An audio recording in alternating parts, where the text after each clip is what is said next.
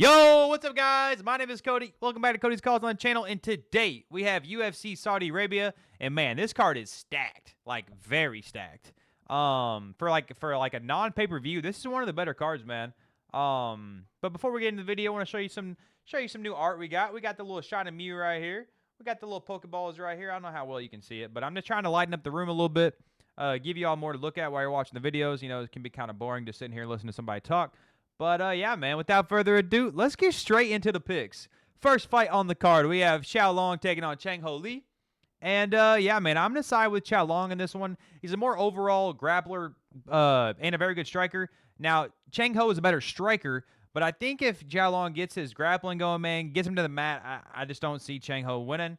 But this is one fight I couldn't really tape too much, so I'm not too confident in this one. But yeah, man, I'm gonna side with the favorite here, and Xiao gets his grappling going, gets his striking going, and has a better all over an overall game in the MMA. So yeah, man, I'm gonna side with Long on this one. Next fight on the card, we have Magomed Gadzhiyasulov, probably shark that, taking on Brendson Ribeiro.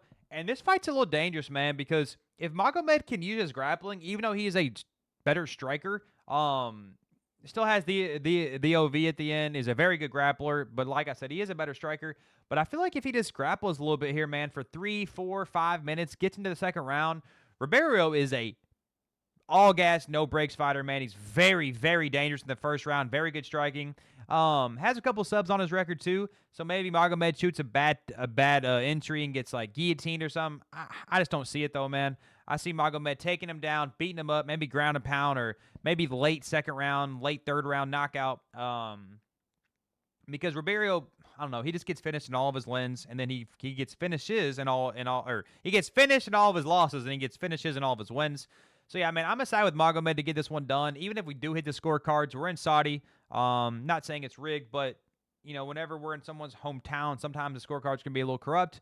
So yeah, I'll take Magomed to get this one done by decision or knockout. Next fight on the card, we got Kang taking on Muin Gafurov. And yeah, man, I don't know. This one's tricky because I see everyone, like every YouTuber, all over Twitter, all of my friends, they're all on the underdog here in Kang, but Gafurov, I mean, man, he's a good grappler. He throws heavy shots. Kang's never knocked out anybody. He does have subs on his record. So back to, you know, Gafurov getting subbed by Saeed in his last matchup. It's Saeed compared to Kang. And we're in Saudi, man. Like all these OV fighters, man. I'm assuming they're in a matchup that's favorable for them to win. They're all favorites on the card. And I'm going to side with Gafurov here. He does throw crazy looping shots, so he might land a good one on him. He's got very good grappling, and he's also pretty big for like the division. So yeah, man, I'm going to side with Gafurov in this one. But I don't know. I see everyone all over Kang, and the line hasn't moved. So, and that always, like, for an example, it was Phil Rowe versus Jake Matthews. Everyone and their brother was on Matthews, but yet the line didn't move at all, which is very, very sus. Because if everyone's betting on the same thing, but yet the line didn't move, sometimes it's just I don't know. And those scare me like a little bit. So I'm gonna side with Gafurov in this one, man. And yeah, he probably wins by decision. Now, this is whenever it starts getting crazy. I messed up all of, like, the fights. Some of them are out of order, and some of these pictures I actually don't have because of all the late replacements. Once again, I'm recording this on Thursday, but I had these thumbnails or these little pictures made on like Monday and Tuesday. So I do have to use the browser for some of them. But this fight's pretty straightforward for me. Nasrat Haqparast taking on Jared Gordon. And I'm just going to be honest, I'm not a fan of Jared Gordon's game at all. He did look good against Patty, but we don't know how good Patty is. And Nasrat, man, he's good, bro. Like, I really like fucking Nasrat, man. I think his striking's very good. I think his grappling's good.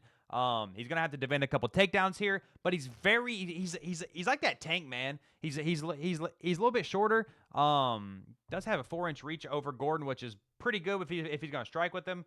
But I think Nasrat can take him down. I think he can strike with him. And I think he's way more physical than Gordon. So I got Nasrat, man, just keeping this one on the feet, boxing him up, maybe taking him to the ground. But yeah, give me Nasrat and give me by decision. Next fight on the card. See, man, we got these all out of order, guys. I am so sorry. Next fight on the card, we got Rinat Fakhretdinov taking on Nicolas Dalby. And this is another one I see everyone on, man. I see everyone on Dalby. And I get it. Dalby is a dog. But Rinat, man, this guy is a beast, bro. The way he put out Damian Lee was just savage. He's got insane grappling, insane pace. He does slow down a little bit in the third round, which could be a little dangerous because Dalby's never been finished in the UFC. He's very dangerous in those later rounds. He's got very good cardio. Comes on later. But I think Renat's going to tank him down and hold him there, control him. Dalby might get back up, but I see Rinat taking him back down again. People are betting on Dalby because he beat Gabriel Bonfim, the 15-0 prospect, and that was a very amazing win. Like I give all the credit to Dalby there, but I think Renat's just a different beast, man. And like once again, I said this earlier, if they give the OV a fight in their not hometown, but Saudi or like Abu Dhabi or something like that, man, I really see him winning. So I'm going to take Rinat Fakhretdinov here. He probably finishes him, but Dalby's never been finished. Very durable. So, yeah, I'm going to take Rinat by knockout or decision. Now, this is where the fights get all fucked up. Like, look, Shara's not even fighting this guy anymore because of the late notice. I just didn't have, the picture made. So, this guy is actually fighting. He's fighting, give me 1 second. He's fighting Antonio Trocoli, which I heard is Mackenzie Dern's boyfriend. So I'm assuming he's a grappler. And Shara Bullet, one thing about him, man, is his takedown defense did not look good against Bruno Silva, and Bruno Silva is not a grappler. But once again, man, your first fight in the UFC, you always got those little jitters. I'm assuming that's what he's been working on in his training camp. His striking was amazing. He had some crazy strikes off the bottom. Very, very, very good kicks. And if Antonio Trocoli, a.k.a. Mackenzie's boyfriend, doesn't get this fight to the mat, I think he gets knocked out in the first round. But there is a chance that Trocoli gets him down and submits him. I mean, I'm not going to say I'd be surprised because it's his only way to victory. But he's got to get him down quick, and he's got to lock up something quick, man, because I'm telling you, Magomedov, Shara Putin, I can't say his name. I don't know how to say his name. I'm going to call him Magomedov or Shara. I always call him Shara the Bullet. But I think if the Bullet gets his hands on him, man, he's going to knock him out, and he's going to knock him out fast. Let's see. So I'm going to go Bullet by TKO. I'm going to go second round. Next fight on the card, we got Kelvin Gastelum taking on Daniel Rodriguez.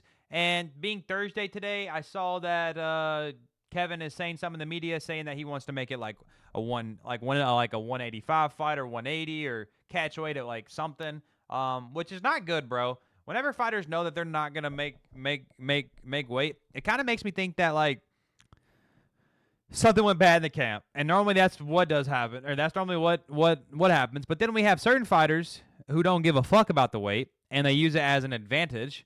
They lose money that way, but if you win the fight, it's like, it saves your career. You don't get cut from the organization. And it's like at this point, it's like missing weight doesn't really do anything unless it's like a title fight.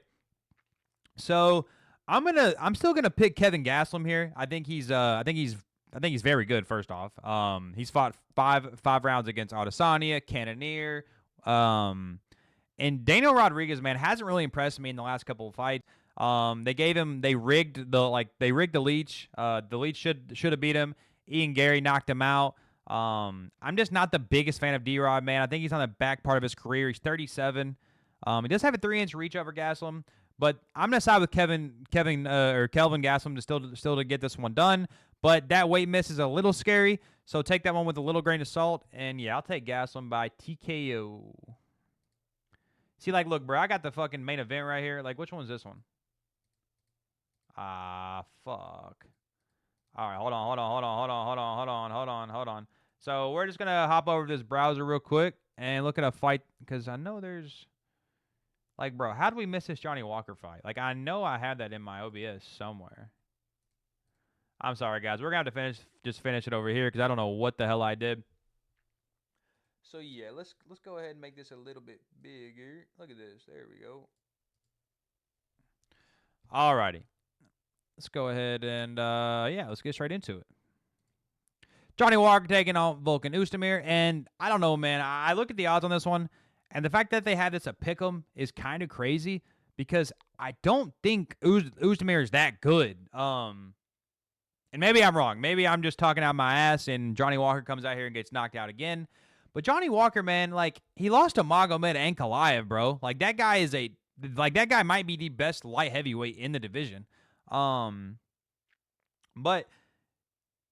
his chin, man. Johnny Walker's chin is just questionable, bro. But I just don't think Oezdemir has that much finishing, like, upside to him. He's got very crisp boxing, good takedown defense. But Johnny Walker, man, he's so unorthodox. You don't know what he's going to do. I mean, fuck. Paul Craig, like, caught a kick, and Johnny Walker knocked him out from just that little, like, those short right hands. And, yes, Craig has no chin. I understand that. But I see Walker coming out here and, A, knocking Oezdemir out, or do you remember whenever Walker fight, who was it? Kudalaba, man. He submitted Ion Kudalaba. I think it was like first round. If Walker wants to grapple here, I don't see why he can't. He's 2 years younger. He has a 7-inch reach advantage, which is insane, bro. And whenever you have someone with that big of a reach and that like orthodox, you could get caught by anything. Spinning elbow, kicks, man, like a knee up the middle. It doesn't matter. Like Walker he's just so dangerous, man. And I get that chin is absolutely chalked. But that's against dangerous people. Jamal Hill. I mean, he fought Thiago Santos. Who else he fought? I'm not even going to look. I'm just going to pull off my brain. He fought Santos. Jamal Hill knocked him out. He submitted Ion Kudalaba. He got beat by Magomed. I know he knocked out somebody else. I can't think of who it was, but I don't care, man. Give me Johnny Walker. Give me TKO first or second round Walker. Or maybe submission, man. Maybe inside the distance, because I really see him getting, like, just doing something, like, just taking his will and putting it on Volkan. I just don't see Volkan being that dangerous. Next fight on the card, we got Sergei Pavlovich, my boy himself, taking on one of his training partners, and Alexander Volkov. They actually train together. And this one's a little different, man, because this is how I see it. If I was in Volkov's shoes, excuse me, nose is bothering me. If I was in Volkan's shoes and I've trained with someone and I take the fight, it makes me think that I'm very confident in that fight because I know something like, I can do this in the fight, that I've done this in training. So maybe Volkov knows something that we don't, man. And if Volkov gets out of the first round, he's got a very live chance to win this. I mean, he's got a 4-inch reach advantage. He's huge. He's 4 inches taller. But I don't care, man. Give me Pavlovich by TKO in the first round. Sergei Pavlovich is my man, bro. I saw a picture of this guy on Twitter throwing a flying knee, and that shit looked like, bro, it looked like bro jumped like 3 feet in the air throwing a flying knee, and as a heavyweight, being 260, like, you should not be moving that fast. One of his only losses is Tom Aspinall, probably the best heavyweight in the world right now. We can't talk about John because John doesn't fight.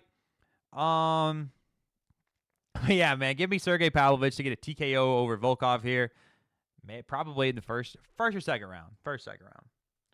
And I think I got this one over here. Let's see if we can pull this one up. Yep. Oh, where'd my camera go? Oh, there we go, boys.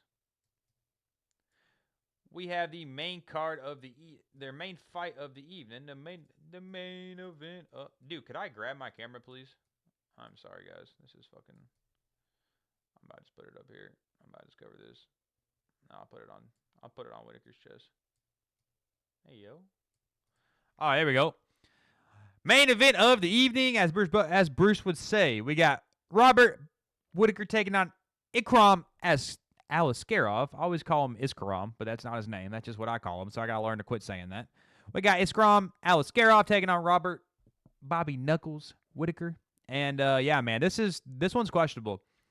We have a man in Whittaker, former champ. He's fought 5 rounds against you name it. You got Cannonier, you got Adesanya, you got who was the other one?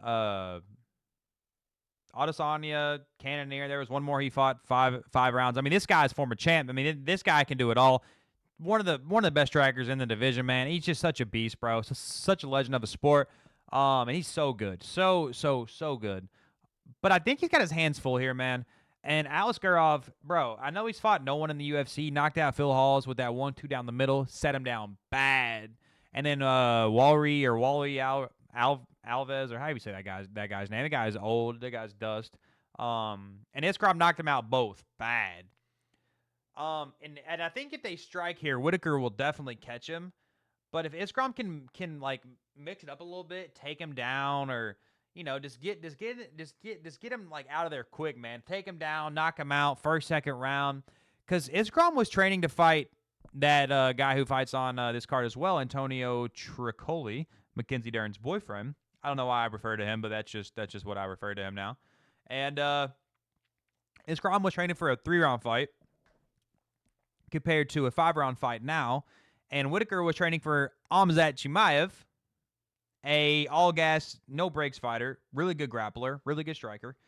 And I think when it comes from the training the training camps, give me Whittaker. So I don't know, man. This fight is literally a coin flip, man. These Russian fighters always get a little jump up the ranks, but I mean, is he good? Is it like rewarded, or is it deserved? I should say. I guess we'll find out Saturday night or Saturday. I mean, these fights are early, but there's two things that kind of bother me. One, Whittaker's chin, his durability. It's questionable, man. Drika sat him down with a jab. Like, he almost knocked him out with a jab. If Ikram comes at him and starts throwing big shots and lands like a hook or something over the top, I don't know, man. I can see Whittaker getting knocked out pretty quick. But Whittaker is so good on the feet that, like, can Ikram catch him is the question. And I'm going to say yes. Give me It's always say it wrong, so I need to learn how to say it right. To all my friends, I always mess around and say it wrong. Ikram, Aliskerov. I'm sorry, brother. If you happen to see this video, man, if you could tell me how to say your name, then I might be able to say it. But until then, I'm gonna just call you Aliskerov. I'm not even gonna try the first name. So give me Aliskerov to finish Whittaker, man. I'm gonna say rounds 1 or 2, maybe 3. But I think Aliskerov's too dangerous. Got too much finishing ability. Does have a 2.5 inch reach advantage. Is a couple years younger. Whittaker might be on the backside of his career. He didn't look too good against Costa. Got knocked out by Drikas. Former champ though, man. Whittaker's a GOAT. I love him. He's definitely a legend of the sport. But I'm actually gonna lean with Aliskerov here, guys. I don't know. I just got a weird feeling about him. He's a slight dog. And yeah, man, I think we're gonna take Illis. I'm not gonna say his first name. I'm just gonna say Aliskerov. I don't know why I can't say his first name to save my life. But yeah, guys, that is UFC Saudi. I think we are in for a very good event. I also noticed that there wasn't any women's fights, and I actually didn't know that until I just happened to go through this, and I was like, I didn't see any women's fights, which is kind of weird because normally there's like at least 3 or 4. But guys, if you made it this far in the video, man, I truly appreciate that. We are at 74 subs right now. I'm one of those weirdos that just every time I get a sub, I get an email. The subs mean so much to me. The comments are amazing. So once again, I mean, well, not once again because I don't say it. But if you could hit that sub button for me, guys, drop a like. Yeah, drop a like, drop a comment. And yeah, guys, I read every single comment. So yeah, UFC Saudi Arabia. I hope everyone has a great card. Peace out.